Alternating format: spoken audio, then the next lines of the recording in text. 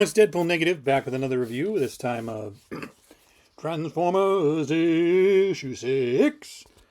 Oh boy. Um, there's not much to, I guess, um, I don't want to go into spoilers, but might as well get it out of the way. This was great. I think Daniel Warren Johnson not only did a great Transformers comic, he did a great Daniel Warren Johnson comic. I mean, there's so much enthusiasm, excitement, and love in these pages, even more than the previous issues. I, there's a page like, look at this, look at this. It's just amazing. Um,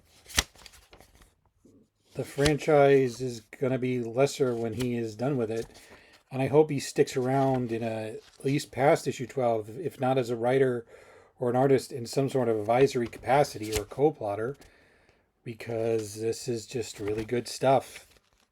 Um, but I guess we'll talk about some of the things in the issue. Like, I think what I find interesting is the characterization. Like, he's built. First of all, like, there's also what happens to Sparkplug. I'm not going to spoil it, but Sparkplug, even though he is shown conquering Prime on this cover, that's not what happens in the issue. What I found interesting is I would not with the spoil, like, Sparkplug's arc seemingly comes to an end with this issue. And what's interesting is Johnson doesn't stop to give us an explanation. He's just the seeds he's hinted at through the past 6 issues are enough. Basically, Sparkplug finds himself in a position where he's got to do something that's not going to end well for him, but will end well for others. And it's kind of funny. I didn't realize this was about his. Like, you realize this arc has been going on in the background since it started, and it's pretty good.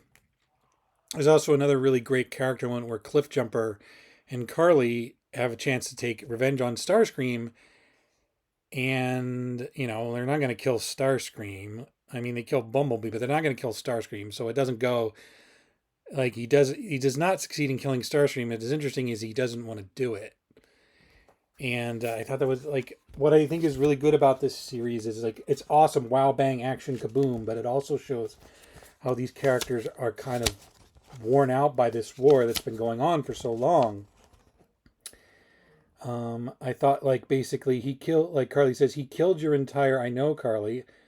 I'm just tired of it, all of it, and it's just really fun stuff. And I wish that there are a lot of comics that aren't corporate properties that are coming out that are original IPs that aren't done with the sort of enthusiasm and love that this comic is done with, which I find fascinating. I mean, that was an issue like.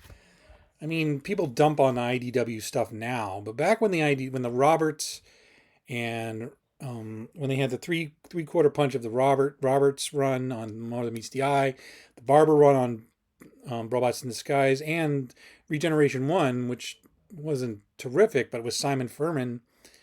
Um, those were some really good comics, and you combine that with the early days of the Real American Hero revival when Larry Hama was on point. He like he kind of wandered off in the eaves, but it's actually recovered with this Image revival.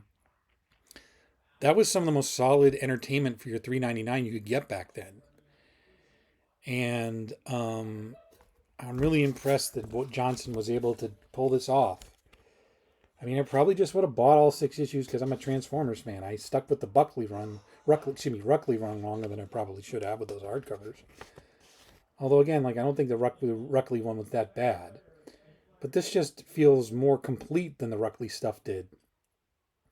There's a plot, not a particularly deep plot, but a moving plot, and there's decent characterization. And he gets Prime, he gets Starscream, and he gets Devastator. And again, I don't want to show you this. You should just buy it. There's part of it, but I feel like there's stakes again with the Transformers world, and I think that something that had been kind of lost in the Ruckley run in the years that ended the continuity before that, where they tried to merge like the GI Joe.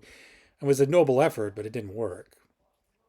Um, as for the rest of the Energon universe, I've been kind of half reading some of the other ones, and now because the great evil that is Kelly Thompson, she's not a good writer. I'm not saying that, but she's doing one book, calm down.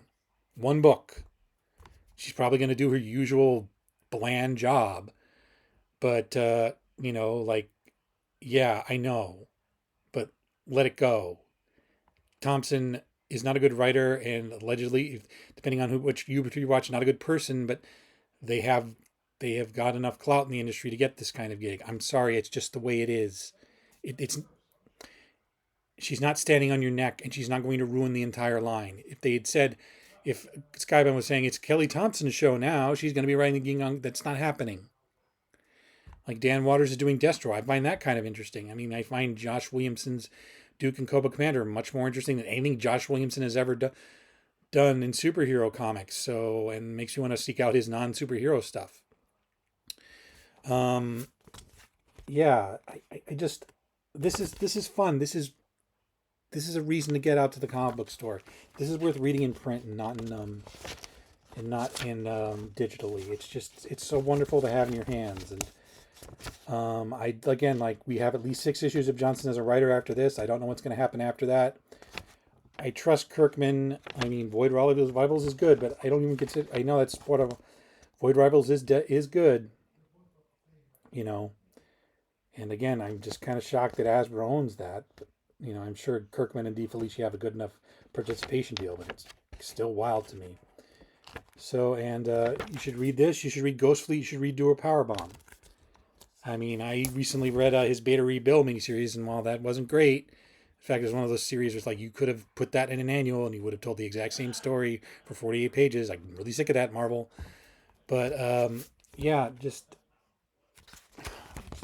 there's just a lot of joy of creation in here. It's just a huge battle, but it just has moments that it's a war, and there's real impact here, and there's sacrifice, and it moved me, and and a lot of comics don't move me, partially because I have bizarre standards, but also because there doesn't seem to be any. Yeah, it's not really my place to say. But again, read Transformers #6. It's good. That's all I have to say. I will talk to you later.